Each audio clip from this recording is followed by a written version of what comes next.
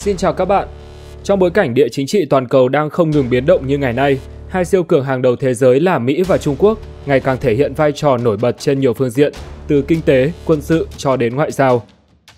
Dù có những điểm chung như kích thước khổng lồ, dân số đông đảo và tầm ảnh hưởng rộng lớn, nhưng họ lại đại diện cho hai mô hình phát triển, hai hệ giá trị và hai cách tiếp cận quyền lực khác nhau.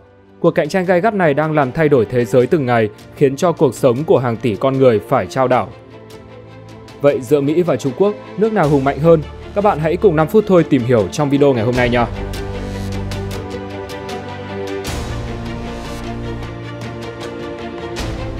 Những vấn đề địa lý. Đối với Hợp Trung Quốc Hoa Kỳ, đây là quốc gia lớn thứ 3 thế giới, sở hữu diện tích hơn 9,8 triệu km vuông, bao gồm phần lớn lãnh thổ ở Bắc Mỹ, cùng các lãnh thổ nhỏ rải rác ở Thái Bình Dương và Đại Tây Dương.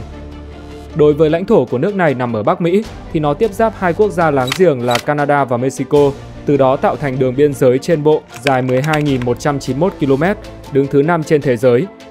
Nước này sở hữu đường bờ biển dài 19.920 km, tạo thành cánh cửa kết nối với Thái Bình Dương ở phía Tây và Đại Tây Dương ở phía Đông. Riêng vịnh Mexico đóng vai trò quan trọng với giao thương hàng hải của khu vực Đông Nam. Về địa hình, Mỹ lục địa bao gồm 48 tiểu bang và thủ đô Washington DC có thể được chia làm 4 phần. Đầu tiên là đồng bằng Đại Tây Dương nằm ở phía tây dãy Appalachia. Nơi này có khí hậu ẩm ướt cùng với nhiều con sông, đầm lầy và vùng đất ngập nước. Trong khi đồng bằng nội địa rộng lớn có thể chia làm 2 phần dựa theo kinh tuyến 98 độ Tây. Theo đó, phía đông có thời tiết tương đối ẩm, còn tại khu vực phía tây sở hữu khí hậu bán khô hạn. Liền kề với đó là cao nguyên liên núi nằm giữa dãy núi Rocky ở phía đông cùng với dãy Cascade và dãy Sierra Nevada ở phía tây. Đặc trưng của khu vực này là càng về phía nam nhiệt độ càng cao, với nhiều nơi có địa hình sa mạc. Còn vùng ven biển Thái Bình Dương có khí hậu khá ôn hòa, với phần phía bắc có mưa nhiều và phần phía nam thuộc California khô hơn đáng kể. Tuy nhiên, nước Mỹ có 2 tiểu bang nằm khá xa, trong đó Alaska là vùng đất băng giá với dân cư cực kỳ thưa thớt. Còn Hawaii là quần đảo nhiệt đới, nổi tiếng với phong cảnh tuyệt vời và hoạt động núi lửa. Xứ Cờ Hoa còn sở hữu nhiều lãnh thổ hải ngoại, đáng kể nhất là quần đảo Virgin thuộc Mỹ và Puerto Rico ở Đại Tây Dương, cùng quần đảo Bắc Mariana và Guam ở Thái Bình Dương. Trong khi Cộng hòa Nhân dân Trung Hoa là quốc gia lớn thứ 4 trên thế giới với diện tích lên đến gần 9,6 triệu km vuông. Nó nằm hoàn toàn ở khu vực Đông Á, tiếp giáp với tổng cộng 14 quốc gia trên đất liền và có đường biên giới trên bộ dài nhất thế giới là 22.457 km. Còn ở phía Đông và Đông Nam, nước này sở hữu đường bờ biển dài 14.500 km, tiếp giáp với biển Hoàng Hải, biển Hoa Đông và biển Đông, đều là các bộ phận của Thái Bình Dương. Về địa hình, Trung Quốc có 3 bậc thấp dần từ Tây sang Đông. Trong đó bậc thang thứ nhất là cao nguyên Thanh Tạo, vùng đất được mệnh danh là nóc nhà của thế giới, với độ cao trung bình 4.000 m so với mực nước biển. Nơi đây xuất hiện nhiều dãy núi hùng vĩ cùng hệ thống sông băng phức tạp, trong khi khí hậu cực kỳ khắc nghiệt với thời tiết lạnh giá và mùa đông kéo dài. Tiếp nối là bậc thang thứ hai, khu vực có độ cao trung bình 2.000 m. Ở phía Bắc và phía Tây Bắc là nơi có khí hậu khô hạn, lượng mưa thấp nên xuất hiện sa mạc, trong khi phía Nam là các cao nguyên. Riêng bồn địa Tứ Xuyên là vùng có địa hình tương đối thấp do nơi đây từng là hồ nội địa. Bậc thang thứ ba có độ cao từ 500 m trở xuống. Địa hình ở đây tương đối bằng phẳng, tạo thành nhiều đồng bằng lớn. Hơn nữa, do gần biển nên khí hậu rất thuận lợi cho hoạt động nông nghiệp với lượng mưa lớn và thời tiết không quá khắc nghiệt. Trong khi các dòng sông lớn cũng cung cấp nguồn nước dồi dào nên khu vực này trở thành địa bàn cư trú của phần lớn dân số Trung Quốc. Có thể thấy, địa lý của cả Mỹ và Trung Quốc có nhiều điểm tương đồng như lãnh thổ trải dài theo hướng Đông Tây, sở hữu nhiều dạng địa hình, có nhiều khu vực phù hợp cho hoạt động nông nghiệp. Cả hai cũng có những con sông lớn, định hình nên lịch sử quốc gia. Trong đó, nước Mỹ sở hữu sông Mississippi chảy theo hướng Bắc Nam với chiều dài 3.766 km. Nó có các phụ lưu quan trọng là Missouri, Arkansas, Red ở hữu ngạn và Illinois, Ohio ở tả ngạn. Tất cả tạo nên một hệ thống giao thông đường thủy thuận tiện, giúp kết nối nước Mỹ. Còn Trung Quốc có nhiều hệ thống sông hơn, chủ yếu chảy theo hướng Tây Đông với điểm đầu là cao nguyên Thanh Tạo. Tại đây, sông Hoàng Hà là dòng chảy khai sinh ra nền văn minh Hoa Hạ.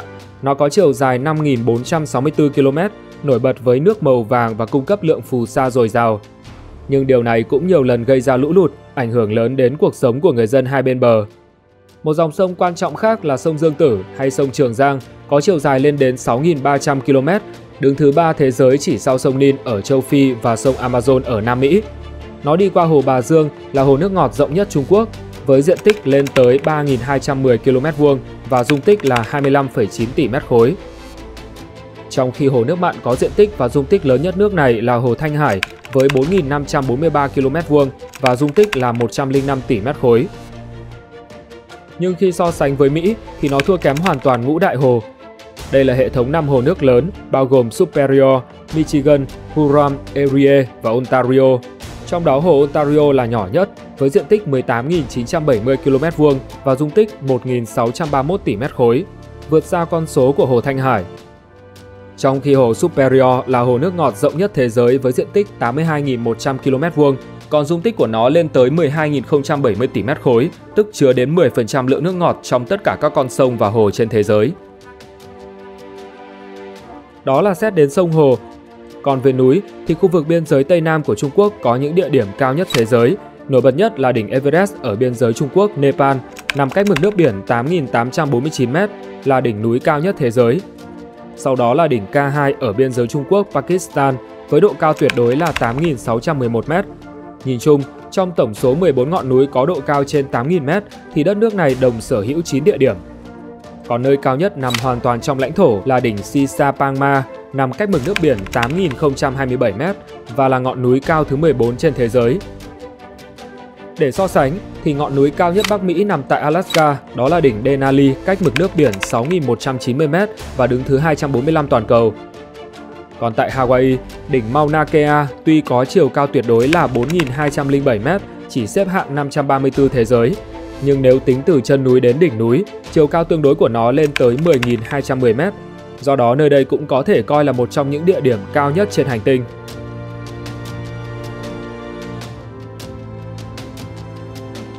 Sự khác biệt về dân cư. Vào năm 2024 vừa qua, Trung Quốc có dân số lên tới 1,41 tỷ người, đứng thứ 2 trên thế giới chỉ sau Ấn Độ, với mật độ khoảng 147 người trên 1 km². Và 94% trong số đó sống ở phía đông đường Hắc Hà, Đằng Sung, chỉ có 6% cư trú tại phía tây, nơi có khí hậu khô hạn cùng địa hình núi cao. Còn nước Mỹ có dân số 340,1 triệu người, xếp thứ 3 trên thế giới. Như vậy, mật độ dân số chỉ là gần 35 người trên 1 km², bằng khoảng 1/4 con số của Trung Quốc. Nhưng giữa hai nước lại có sự tương đồng trong sự phân bố dân cư. Cụ thể thì 80% dân số ở Mỹ cư trú ở phía đông kinh tuyến 98 độ Tây, trong khi phần còn lại là nơi sinh sống của 20%, tập trung đông nhất ở bờ biển phía Tây, khu vực có khí hậu thuận lợi hơn nhiều so với vùng nội địa. Đặc biệt, Alaska dù có kích thước khổng lồ nhưng dân cư rất thưa thớt với mật độ chỉ là 0,43 người trên 1 km². Sự khác biệt lớn nhất giữa hai nước là thành phần sắc tộc. Cụ thể thì hiện nay, chính phủ Trung Quốc công nhận 56 nhóm dân tộc, trong đó người Hán chiếm tới 91,11% dân số, còn lại là các cộng đồng thiểu số. Cả trong quá khứ và hiện tại, người Hán luôn là dân tộc chiếm đa số tại quốc gia này. Họ cư trú chủ yếu ở phần đồng bằng phía đông, còn các cộng đồng thiểu số sinh sống tại khu vực đồi núi hoặc nơi biên giới xa xôi. Nhưng do quá trình di cư, người Hán hiện diện đông đảo tại những khu vực tự trị dành cho người thiểu số. Chỉ có ở Tân Cương và Tây Tạng thì cộng đồng bản địa mới chiếm đa số. Tại Mỹ, câu chuyện nhân khẩu học phức tạp hơn nhiều do lịch sử di cư lâu dài. Thay vì sử dụng dân tộc thì họ lại dùng khái niệm chủng tộc khi thống kê. Cụ thể thì nước này có 61,6% dân số là người da trắng, 12,4% người da đen, 6% người châu Á, 2,9% người Mỹ bản địa và 0,2% người châu Đại Dương. Còn lại là thuộc đa chủng tộc. Mỗi nhóm này lại bao gồm nhiều cộng đồng di cư khác nhau. Ví dụ người Mỹ gốc Á có thể đến từ Trung Quốc, Ấn Độ, Philippines, Việt Nam, Hàn Quốc hay Nhật Bản. Do đó nước Mỹ có bức tranh văn hóa rất sống động, được tạo nên từ rất nhiều dân tộc khác nhau đến từ khắp nơi trên thế giới. Một vấn đề đáng chú ý khác là tình trạng gia tăng dân số. Theo thống kê của Liên Hợp Quốc, trong năm 2024, tỷ suất sinh tại Trung Quốc chỉ là 1,01 con trên một phụ nữ, đứng thứ 3 thế giới từ dưới lên sau Hàn Quốc và Singapore. Con số này cũng thấp hơn nhiều so với mức sinh đủ để duy trì dân số là 2,1 con trên một phụ nữ. Vì vậy, dân số tại đây đã ngừng tăng từ năm 2018 và hiện đang có dấu hiệu giảm dần. Điều này càng trầm trọng hơn do chính sách một con đang thực hiện từ năm 1979 đến năm 2015. Trong gần 4 thập kỷ, nó đã tạo ra hậu quả nặng nề và rất khó đảo ngược, khiến cho số phụ nữ trong độ tuổi sinh nở ngày càng giảm và tâm lý ngại kết hôn của thế hệ con một ngày càng phổ biến hơn. Ngược lại, dân số Mỹ vẫn liên tục tăng trong hàng thế kỷ qua, với tỷ suất sinh hiện nay là 1,62 con trên một phụ nữ, cao hơn nhiều so với con số của Trung Quốc. Điều này một phần là nhờ vào các chính sách quốc tịch, bởi một em bé được sinh ra trên lãnh thổ Mỹ thì mặc định sẽ trở thành công dân của nước này, điều đó khiến số lượng người tìm cách đến đây để sinh con tăng cao. Hơn nữa, vấn đề môi trường trong lành, luật pháp minh bạch, tự do chính trị, giáo dục phát triển và kinh tế thịnh vượng cũng là những yếu tố quan trọng thu hút con người tìm đến Mỹ để sinh sống. Vào năm 2024, có 2,8 triệu người di cư đến nước này, bao gồm 73.876 người Trung Quốc di cư hợp pháp vào Mỹ thông qua định cư, đầu tư và tị nạn. Trong khi đó, khoảng 56.000 người Trung Quốc bị chặn lại ở khu vực biên giới. Tuy nhiên, chính sách trên đang gặp khó khăn dưới thời Tổng thống Donald Trump khi mà từ tháng 1 năm 2025 đến nay, nước Mỹ đã trục xuất 152.000 người. Ước tính số lượng nhập cư bất hợp pháp tại đây đã lên tới 13.300.000 người. Thậm chí con số thực tế có thể còn cao hơn nữa và dự kiến cần tới khoản tiền 315 tỷ đô để trục xuất toàn bộ. Mới đây, Bộ An ninh Nội địa Mỹ tuyên bố rằng sẽ chi 1.000 đô la Mỹ và hỗ trợ đi lại cho những người nhập cư bất hợp pháp tự nguyện quay về đất nước của mình. Còn với những người nhận được lệnh trục xuất nhưng không rời đi, chính quyền Washington có kế hoạch phạt tiền khoảng 998 đô la Mỹ trên một ngày hoặc tịch thu tài sản nếu họ không trả tiền phạt. Hiện những chính sách này đang gây tranh cãi gay gắt trong nội bộ nước Mỹ.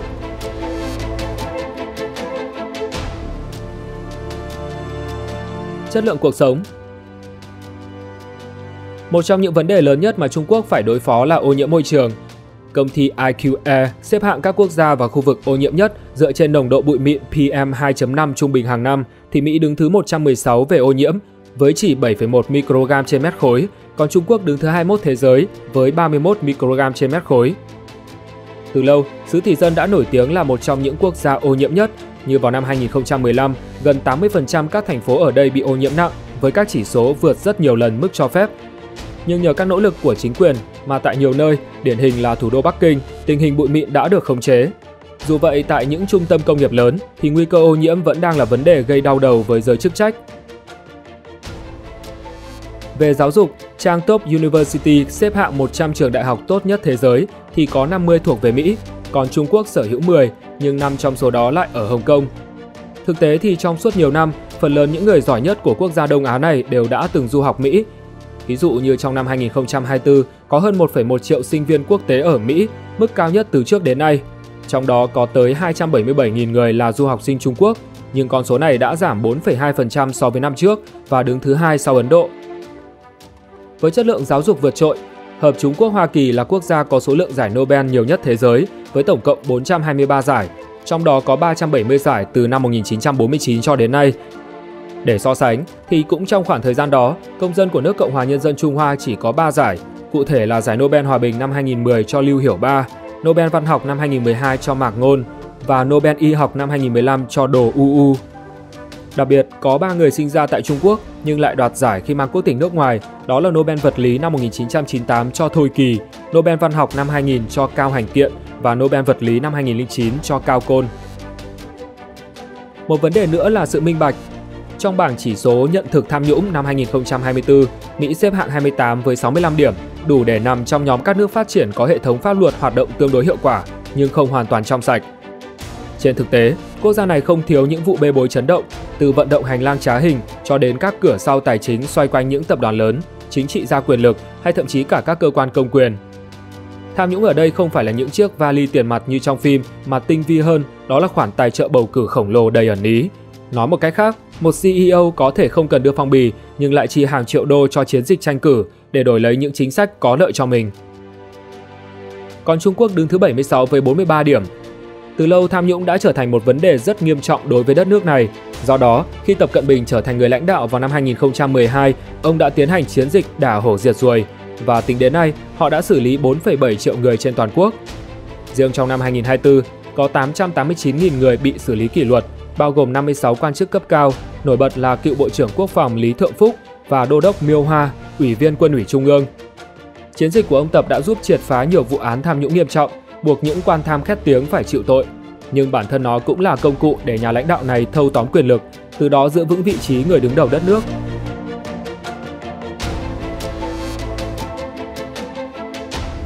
Cuộc đối đầu kinh tế. Vào năm 2024, GDP của Trung Quốc đạt 18.750 tỷ đô và đứng thứ hai toàn cầu, trong khi mức bình quân là 13.297 đô la Mỹ, gần bằng với con số trung bình của thế giới là 13.941 đô la Mỹ và xếp hạng 74 toàn cầu. Để so sánh, thì GDP của Mỹ trong năm 2024 là 29.180 tỷ đô, dẫn đầu thế giới, có mức bình quân là 85.798 đô la Mỹ và xếp hạng 7 toàn cầu.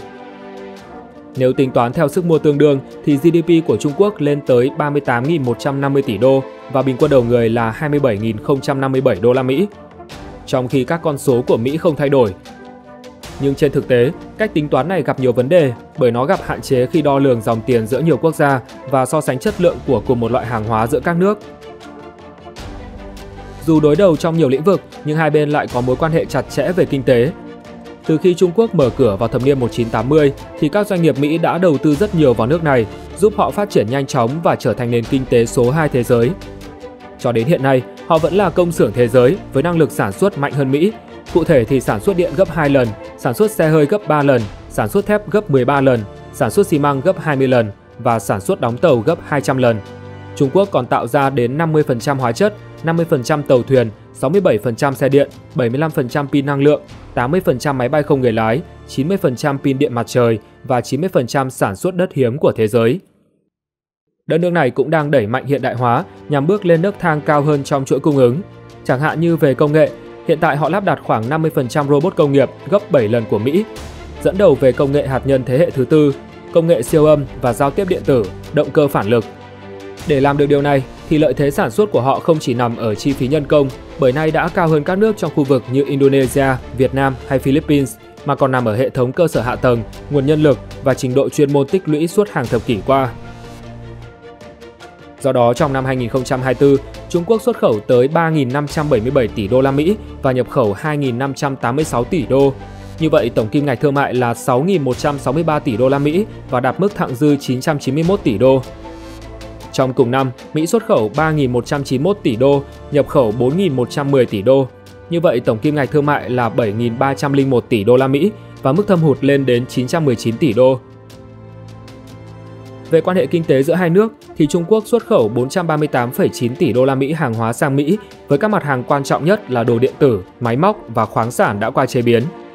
Ngược lại, họ nhập khẩu 143,5 tỷ đô la Mỹ hàng hóa từ quốc gia bên kia bán cầu, chủ yếu là nông sản như đậu nành, bông, thịt bò và gia cầm. Tiếp theo là các sản phẩm cao cấp được sản xuất tại Mỹ, bao gồm bộ phận máy bay, dược phẩm và chất bán dẫn. Như vậy, tổng kim ngạch thương mại giữa hai bên là 582,4 tỷ đô, với mức thâm hụt của Mỹ lên tới 295,4 tỷ đô la Mỹ, cao nhất trong số các đối tác kinh tế của nước này. Trước bối cảnh như vậy, ngay khi vừa bước chân vào Nhà Trắng lần thứ hai, ông Donald Trump đã liên tục tăng thuế với Trung Quốc, từ mức 20% lần lượt lên 54%, 104%, 145% và thậm chí lên đến con số 245%. Đáp lại thì chính quyền Bắc Kinh cũng không hề nhường nhịn mà cũng áp thuế mới lên hàng hóa của Mỹ. Sự ăn miếng trả miếng giữa hai cường quốc hàng đầu khiến cho nền kinh tế thế giới chao đảo khi phải nhanh chóng thích nghi với tình hình liên tục biến động. Về phía Trung Quốc, nước này đang gặp phải nhiều vấn đề như tốc độ tăng trưởng chậm lại, thị trường bất động sản sụp đổ và khả năng xuất khẩu suy yếu. Trong đó nghiêm trọng nhất là tình trạng thất nghiệp ở thanh niên. Vào tháng 1 năm 2025, tỷ lệ thất nghiệp của nhóm người từ 16 đến 24 tuổi là 16,1%, tăng nhẹ so với tháng 12 năm 2024 khi tỷ lệ ở mức 15,7%. Nhưng con số này chưa tính đến những người đã từ bỏ tìm kiếm việc làm hoặc những người ở các khu vực nông thôn. Về phía Mỹ, nước này cũng đang có không ít vấn đề. Dù có vẻ đang phục hồi mạnh, nhưng nhiều dữ liệu kinh tế bắt đầu hé lộ các dấu hiệu đáng lo ngại như tăng trưởng chậm lại, lạm phát dai dẳng, nợ công cao kỷ lục, trường lao động mất đà và suy giảm tiêu dùng của tầng lớp trung lưu. Nhìn chung, Mỹ có sức mua lớn hơn Trung Quốc, nhưng thị trường tài chính của nước này nhạy cảm hơn và giới lãnh đạo phụ thuộc nhiều hơn vào sự ủng hộ của người dân. Trong khi Trung Quốc chịu sự kiểm soát của nhà nước cao, hệ thống ngân hàng đỡ lưng cho doanh nghiệp và sự kiên định với các mục tiêu dài hạn. Nói theo ngôn ngữ võ thuật thì Mỹ có cú đấm mạnh hơn, nhưng Trung Quốc lại chịu đòn tốt hơn. Và cuộc đối đầu giữa hai siêu cường này vẫn sẽ tiếp tục căng thẳng trong thời gian dài.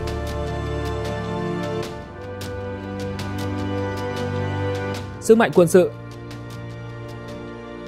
Theo trang Global Firepower, năm 2025, Mỹ vẫn duy trì là cường quốc quân sự số 1 thế giới. Hiện tại nước này sở hữu quân số lên tới 2.127.500 người, bao gồm 1.328.000 quân thường trực và 799.500 quân dự bị.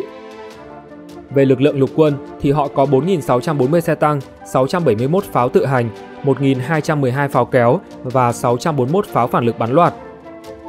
Đối với lực lượng không quân, Mỹ hiện sở hữu 1.790 máy bay chiến đấu, 889 máy bay cường kích, 918 máy bay vận chuyển, 605 máy bay tiếp nhiên liệu và 5.843 trực thăng, trong đó có 1.002 trực thăng tấn công. Về hải quân, nước này có 440 phương tiện các loại, với tổng lượng dạn nước là 4.168.037 tấn, bao gồm 11 tàu sân bay, 9 tàu sân bay trực thăng, 81 tàu khu trục, 26 tàu hộ vệ và 70 tàu ngầm. Trong năm tài chính 2025, Nhà Trắng sẽ chi khoảng 895 tỷ đô cho ngân sách quốc phòng, tương đương với 3,07% GDP. Trong khi Trung Quốc có sức mạnh quân sự số 3 thế giới sau Mỹ và Nga, nước này sở hữu quân số lên tới 3.170.000 người, bao gồm 2.035.000 quân thường trực, 510.000 quân dự bị và 625.000 người thuộc lực lượng bán quân sự. Về lực lượng lục quân, họ đang có 6.800 xe tăng, 3.490 pháo tự hành, 1.000 pháo kéo và 2.750 pháo phản lực bắn loạt. Đối với không quân, Trung Quốc hiện sở hữu 1.212 máy bay chiến đấu, 371 máy bay cường kích, 289 máy bay vận chuyển, 10 máy bay tiếp nhiên liệu và 913 trực thăng, trong đó có 281 trực thăng tấn công. Về hải quân, nước này có 754 phương tiện các loại, với tổng lượng dạn nước là 2.857.143 tấn, trong đó có 3 tàu sân bay, 4 tàu sân bay trực thăng, 50 tàu khu trục, 47 khinh hạm, 72 tàu hộ vệ, 61 tàu ngầm và 150 tàu tuần tra. Trong năm tài chính 2025, Trung Quốc dự chi 266,85 tỷ đô cho ngân sách quốc phòng, tương đương với 1,42% GDP. Nhưng con số thực tế có thể lớn hơn nhiều, bởi theo Viện Nghiên cứu Hòa bình Quốc tế Stockholm, xứ tỷ dân chi đến 314 tỷ đô, còn Lầu Năm Góc đưa ra con số trong khoảng từ 330 đến 450 tỷ đô la Mỹ. Dù vậy, nó vẫn thấp hơn nhiều khi so sánh với Mỹ. Nhìn chung, Trung Quốc có quân số đông hơn Mỹ. Tuy nhiên, trong các tác chiến hiện đại, công nghệ và thiết bị quan trọng hơn so với số lượng nhân sự. Thế nên xứ tỷ dân đang tìm cách giảm số lượng binh sĩ, nâng cao năng lực chiến đấu thông qua cải cách khoa học và bồi dưỡng nhân tài mới. Đặc biệt, họ còn tập trung phát triển lực lượng lục quân do cuộc đối đầu với Liên Xô trong quá khứ. Trong khi Mỹ là cường quốc không quân số 1 thế giới, vượt trội hơn so với bất kỳ đối thủ nào. Quân đội nước này không chỉ sở hữu số lượng máy bay đông đảo, mà trong đó còn có những khí tài hiện đại và đắt giá bậc nhất thế giới, như máy bay ném bom tàng hình B-2 Spirit hay máy bay chiến đấu thế hệ thứ 5 F-35 Lightning II. Về hải quân, hạm đội Mỹ tuy sở hữu số lượng tàu ít hơn nhưng lại có chất lượng vượt trội. Cường quốc số 1 thế giới có 11 tàu sân bay và tất cả đều chạy bằng năng lượng hạt nhân. Trong khi 3 tàu sân bay Trung Quốc có công nghệ cũ hơn và chạy bằng năng lượng thông thường. Nhưng hiện nay họ đang đầu tư rất mạnh tay để hiện đại hóa hải quân nhằm thu hẹp khoảng cách với đối thủ. Tuy nhiên, rất khó để có một cuộc chiến xảy ra giữa hai nước khi cả hai đều đang sở hữu vũ khí hạt nhân. Tính đến năm 2024, Mỹ có 5.277 đầu đạn, trong khi Trung Quốc có 600 đầu đạn. Và quốc gia Đông Á còn đang muốn mở rộng đáng kể kho vũ khí hủy diệt của mình, khi mà theo dự kiến, họ sẽ có hơn 1.000 đầu đạn vào năm 2030 và con số có thể lên đến 1.500 đầu đạn vào năm 2035. Tóm lại, Mỹ vẫn có sức mạnh quân sự vượt trội hơn dù khoảng cách giữa hai bên đang dần bị thu hẹp. Quân đội Trung Quốc dù đông đảo nhưng thiếu tính thực chiến, khi lần cuối cùng mà họ tham gia vào cuộc xung đột là đem quân xâm lược Việt Nam vào năm 1979. Còn Mỹ tham chiến nhiều lần trong suốt quãng thời gian đó. Cụ thể thì từ đầu thế kỷ 21, họ đã đem quân đến nhiều quốc gia trên thế giới, nhất là khu vực Trung Đông, Bắc Phi, mà điển hình là Afghanistan, Iraq, Libya, Syria và Yemen. Nước này có tới 759 căn cứ quân sự trên toàn cầu. Đây là con số vượt trội so với bất kỳ quốc gia nào khác. Để so sánh thì Trung Quốc chỉ có căn cứ hải ngoại duy nhất ở Djibouti và nó chỉ cách 11 km với trại Le Monnier của lực lượng Mỹ đang đồn trú tại quốc gia Đông Phi này. Lợi thế lớn nhất của Washington có lẽ là liên minh quân sự hùng mạnh do họ đứng đầu. Hệ thống này bao gồm 31 đồng minh NATO và 20 đồng minh ngoài NATO, còn phía Bắc Kinh chỉ có duy nhất một đồng minh thực sự là Triều Tiên. Trong khi quan hệ với Nga, Iran hay Pakistan tuy thân thiết nhưng rất khó để những quốc gia này sát cánh chiến đấu khi cần, nhất là trong bối cảnh nước này đang xung đột với các nước láng giềng ở Biển Đông và có tham vọng chiếm lấy Đài Loan. Như vậy, Khi đặt Trung Quốc và Mỹ lên bàn cân thế kỷ 21, ta không chỉ chứng kiến hai siêu cường với sức mạnh vượt trội, mà còn là hai mô hình đối lập về chính trị, xã hội và tương lai của trật tự toàn cầu. Washington đại diện cho nền dân chủ tự do với sức mạnh mềm đến từ công nghệ, văn hóa và các thể chế minh bạch, nhưng cũng không tránh khỏi các mặt tối như bất bình đẳng xã hội hay tham nhũng ngầm trong chính trường. Ở phía bên kia, Bắc Kinh là biểu tượng của mô hình phát triển thần tốc với sự kiểm soát chặt chẽ của nhà nước, hiệu quả trong hành động nhưng cũng kèm theo cái giá là sự hạn chế tự do cá nhân và căng thẳng trong quản trị dân số, kinh tế và niềm tin quốc tế. Nhìn về tương lai gần, cán cân quyền lực toàn cầu vẫn tiếp tục nghiêng qua lại giữa hai cực này, nhưng không ai đảm bảo được rằng họ sẽ là những người dẫn đầu mãi mãi, bởi thế giới đang chứng kiến sự trỗi dậy của các trung tâm quyền lực mới. Trên đây là so sánh toàn diện giữa Mỹ và Trung Quốc. Nếu muốn chúng mình làm về đề tài nào tiếp theo, các bạn hãy để lại bình luận ở bên dưới nha. Xin chào và hẹn gặp lại các bạn trong những video tiếp theo.